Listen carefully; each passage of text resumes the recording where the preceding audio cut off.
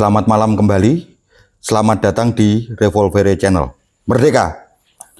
Kali ini Revolvere Channel akan membahas yang sekarang lagi ramai diperbincangkan di tingkat perpolitikan elit nasional, yaitu tentang ketersangkaan Mas Hasto, sekjen dari PDI Perjuangan.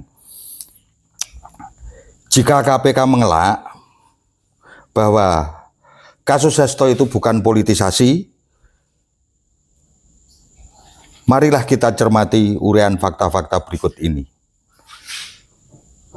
Ada beberapa hal yang sangat kami cermati tentang Hasto yang kemudian ditersangkakan oleh KPK. Kenapa ini terjadi setelah pemecatan Mulyono dari PDI Perjuangan? Adakah korelasinya? Jika iya, artinya Mulyono saat ini sangat dominan dan cawe-cawe karena ternyata dia walaupun sudah tidak menjadi presiden masih bisa menggunakan alat negara. Pak Prabowo, Pak Presiden, dicatat ya itu. Warning buat jenengan.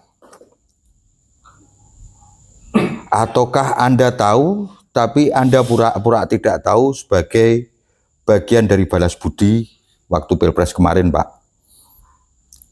Ini kami rakyat wajib dong bertanya. Bila kita urai dan kita cermati, ada dua pembanding ketersangkaan Harun Masiku ini dengan kasus beberapa tahun yang lalu, yaitu kasusnya Muhammad Nasaruddin, bendahara Partai Demokrat. Di sini Harun Masiku adalah orang yang biasa-biasa saja dalam tubuh Partai PDI Perjuangan. Perkaranya pun relatif sederhana. Kenapa saya sebut relatif sederhana? Adalah perkara suap menyuap antara personal Harun Masiku dengan Wahyu Setiawan. Namun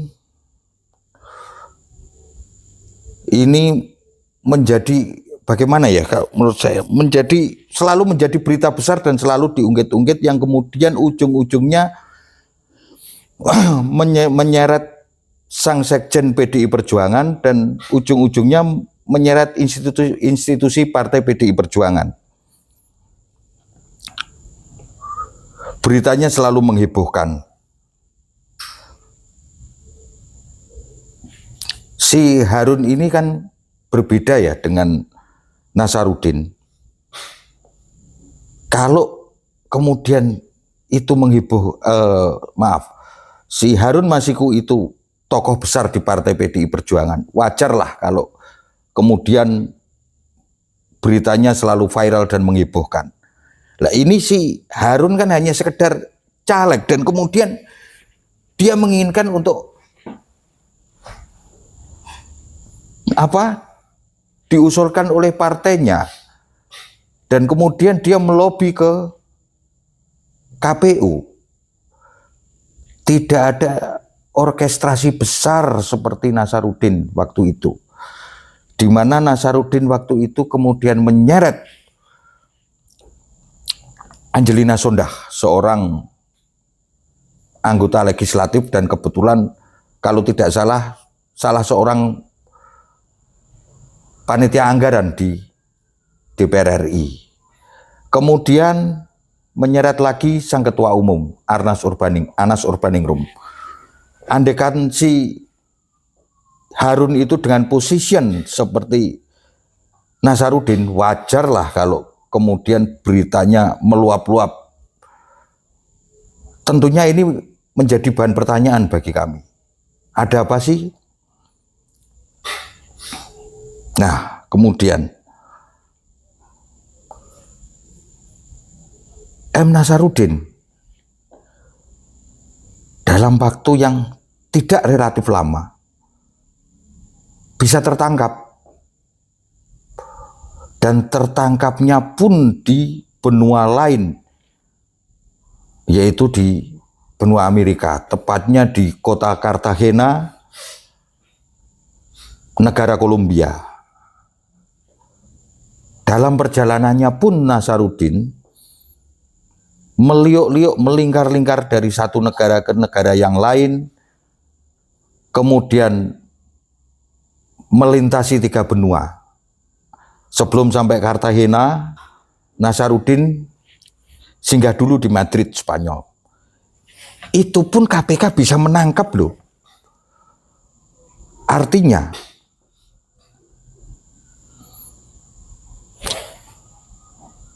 infrastruktur dan sumber daya yang kita miliki untuk menangkap seorang tersangka sangatlah mencukupi. Waktu itu kita tahu semua Nasaruddin itu sangat-sangat menghebohkan dan fantastis kasusnya waktu itu. Menggoyang sebuah partai besar, partai pemenang kalau tidak salah ya waktu itu, dan partai penguasa. Ya sebut sajalah Nasaruddin adalah bendahara umum Partai Demokrat.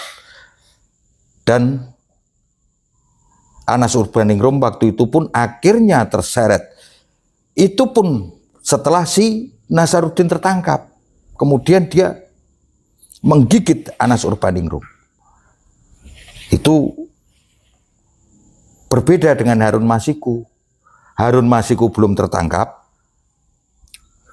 Kemudian Mas Hasto sudah dijadikan tersangka.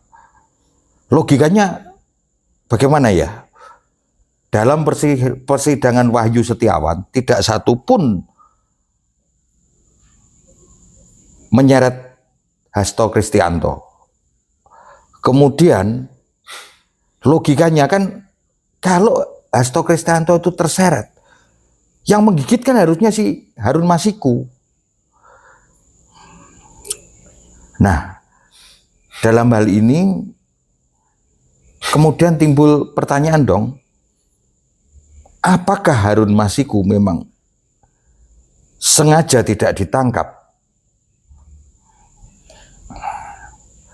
Ataukah persis seperti yang pernah dikatakan Bonyamin Saiman dari Maki bahwa Harun Masiku sudah meninggal? Jika iya Harun Masiku itu dinyatakan sudah meninggal, demi hukum harusnya kasusnya ditutup.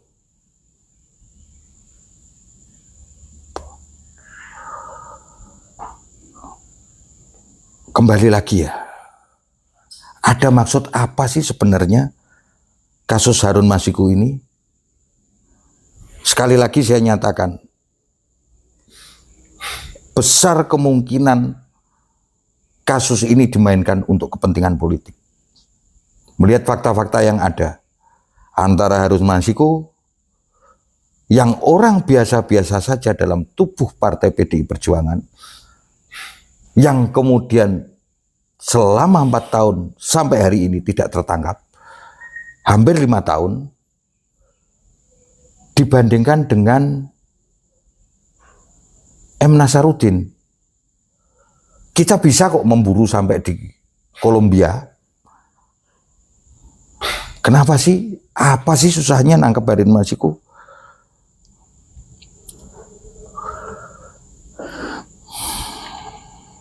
Nah, jika benar skenario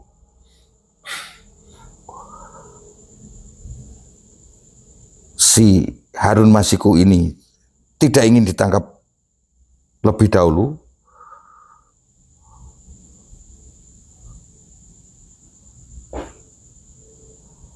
maka kami mempertanyakan dong kredibilitas daripada lembaga yang katanya pada waktu itu adalah lembaga paling kredibel, lembaga paling bersih di Indonesia, lembaga yang bisa dipercaya rakyat. Nyatanya seperti ini.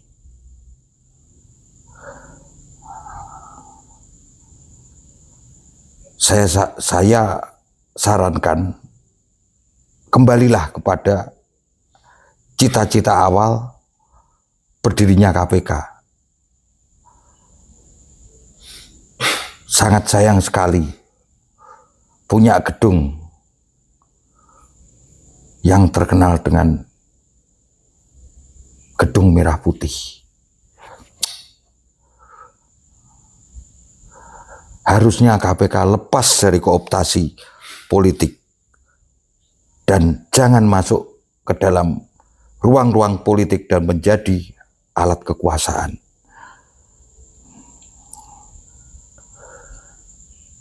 Dan sekarang ini, maaf ya, kita semua tahu KPK sudah tidak menjadi lembaga yang bersih-bersih amat lah. Belum lupa dalam ingatan kita kasus pemerasan yang dilakukan oleh mantan ketua KPK,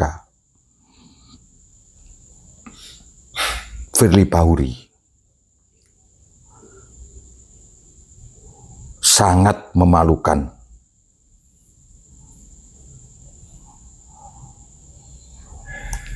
Seorang komisaris jenderal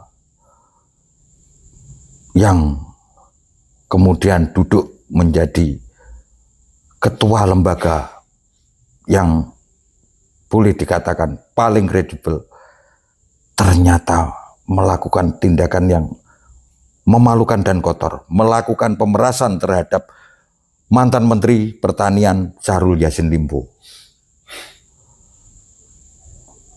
Syahrul Yassin Limpo hari ini sudah diputus oleh pengadilan. Namun apa yang terjadi dengan Firly Bahuri? Berkali-kali dia mangkir dari pemanggilan yang dilayangkan kepada dirinya oleh Polda Metro Jaya. Sampai hari ini belum jelas status Firly Bahuri. Apakah bisa ditindaklanjuti atau tidak? Namun yang jelas si Firly hari ini masih menjadi tersangka.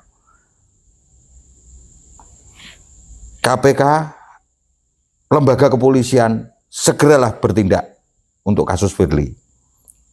Jangan kemudian kedua lembaga ini menjadi alat kekuasaan rezim yang terkooptasi oleh kepentingan politik.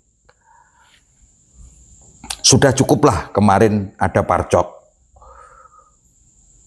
Sudahlah. Jangan lagi bermain-main di dalam ruang-ruang alat kepentingan rezim. Mungkinkah, kembali lagi kepada kasus si Firly, mungkinkah bisa, andai kata Firly Bahuri adalah seorang warga negara biasa, mungkinkah bisa, andai kata si Firly bukan seorang komisaris jenderal polisi, melakukan tindakan mangkir dari pemanggilan oleh Polda Metro Jaya berulang-ulang. Kasus itu sudah kira-kira ada setahun lebih loh tanpa kejelasan. Kalau orang lain yang bertindak seperti Firly sudah pasti ditangkap paksa dan sudah pasti dimasukkan ke dalam sel penjara. Kemudian kita kembali lagi ke kasusnya Mas Hasto. Nampak sangat jelas bahwa kasus Hasto terindikasi oleh kepentingan politik dan kepentingan rezim. Apabila kemudian kita memflashback daripada kasusnya Nasaruddin, yang kemudian aparat kita bisa menangkap dia di Kolombia. Di Kolombia pun di sebuah kota yang bernama Cartagena. Pada waktu itu semua orang terkesima. Kenapa pelariannya bisa sampai sejauh itu? Wajar dia membawa uang triliunan rupiah saat itu. Dan wajar Nasaruddin adalah tokoh sentral sebuah partai besar. Tolonglah beri kejelasan di mana Harun Masiku. Sudah tertangkap atau sudah mati? Atau memang sengaja tidak ditangkap dulu? Sehingga semua syakwa sangka tentang dijadikannya tersangka Sekjen PDI Perjuangan menjadi clear. Janganlah kemudian berkilah bahwa ini adalah proses hukum. Semua juga tahu, bos, kalau ini semua juga rangkaian proses hukum. Tapi proses hukum yang bagaimana? Ingat, jangan sampai kemudian rakyat ini kehilangan kepercayaan kepada semua lembaga institusi hukum.